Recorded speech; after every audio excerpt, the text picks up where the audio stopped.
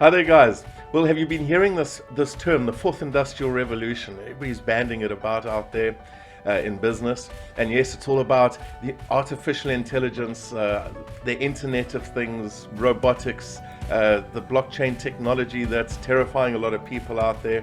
And yeah, well, there's so much volatility, uncertainty, complexity, and ambiguity in the environment because of this. And they actually use this term VUCA to describe those four concepts. It first originated in the 90s when the American military decided they didn't know who their next enemy was after the fall of communism, and we're dealing with the fog of war, so they came up with the acronym VUCA.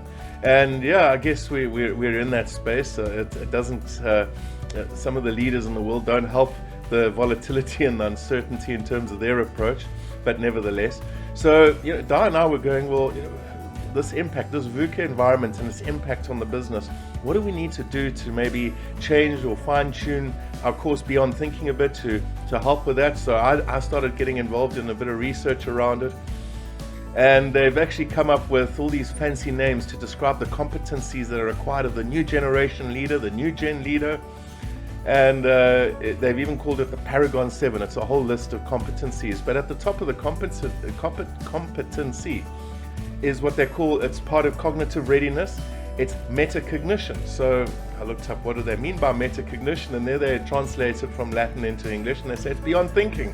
So I thought, wow, we're being advertised in all these articles. So the whole thing was about what is required for VUCA is metacognition, which is folks who've been in with me and Beyond Thinking. It is about changing the chemistry within, working with our emotions, being aware of how we have to take charge, especially when the environment, we cannot really rely on the environment any longer. And there's those wonderful tools, folks, you'll recall from Beyond Thinking, about how we settle the mind and we go beyond thinking. So this was one of the first aspects, and I can understand why. It really is important.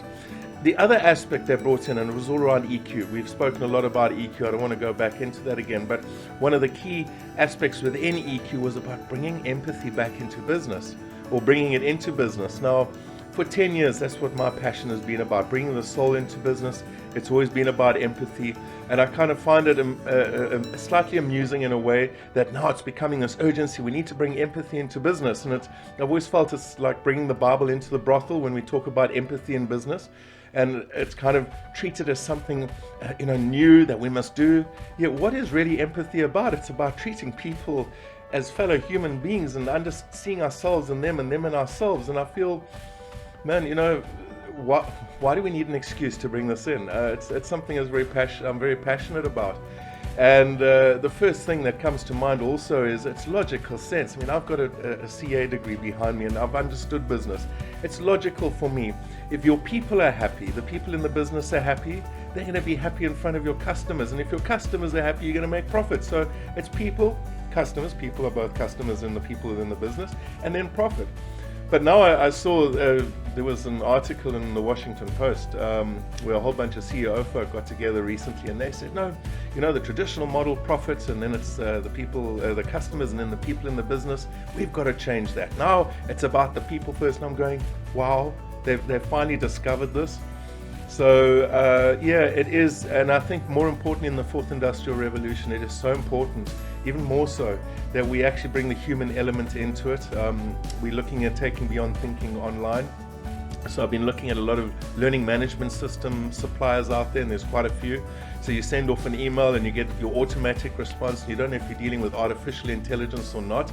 I had that with Microsoft when I was querying a billing inquiry, and for a while I thought, well, I'm busy chatting to a human on the other side because I was typing, and then I said, so you're human? And I said, would you like to speak to one, basically? So I was like, I've been talking to artificial intelligence. So it is so important that we bring more of our empathy and our personal, bringing our personal connectedness into business, not only with each other within the business, but with the customers, especially when there's so much AI out there. So it really is important, folks.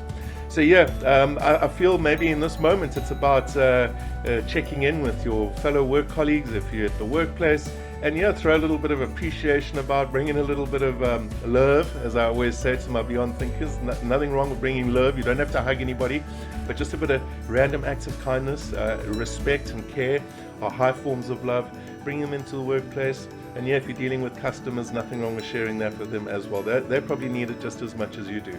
So until we chat again, folks, take care and stay aware.